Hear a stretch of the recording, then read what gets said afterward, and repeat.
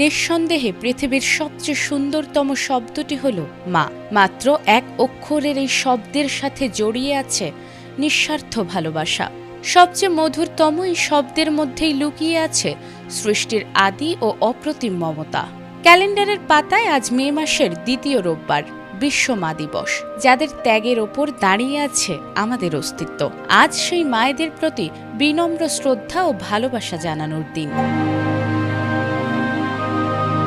মা মানে এক নিরাপদ আশ্রয়, প্রখর রোদের শীতল ছায়া, যার আঁচলের তলায় মুছে যায় জীবনের সব ক্লান্তি। পৃথিবীর সব সম্পর্কের পরিসমাপ্তি থাকলেও মায়ের ভালোবাসার কোনো শেষ নেই।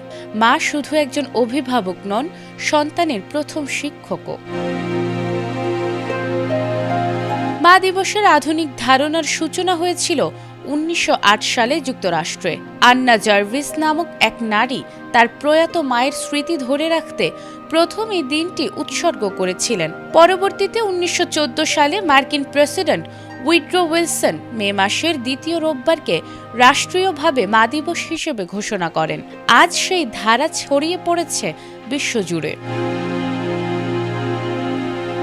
সন্তান বড় হয়ে দূরে চলে যায়, ব্যস্ত হয় নিজের সংসারে, কিন্তু মায়ের প্রার্থনা আর চোখের জল সব সময় থাকে সন্তানের কল্যাণে। কখনো শাসন, কখনো সোহাগে মা আগলে রাখেন আমাদের। আজকের এই যান্ত্রিক যুগে বৃদ্ধাশ্রমের দেয়ালগুলো যখন দীর্ঘশ্বাসে ভারী হয়ে ওঠে, তখন মা দিবস আমাদের মনে করিয়ে দেয় মায়ের চেয়ে আপন কেউ নেই।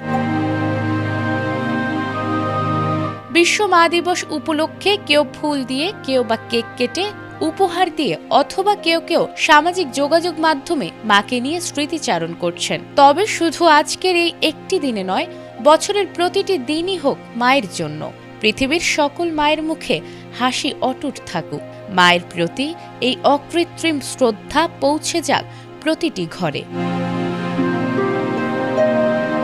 ক্যালেন্ডারের পাতায় আজকের দিনটি বিশেষ হলেও সন্তানের কাছে মায়ের কোনো নির্দিষ্ট দিন নেই। তবুও জীবনের ব্যস্ততায় আমরা যে মানুষটাকে সবচেয়ে বেশি অবহেলা করি, আজ সময় হয়েছে তার চোখের দিকে তাকিয়ে একবার ভালোবাসি বলার। নাজমুন নাহার জান্নাত, এটিএন বাংলা।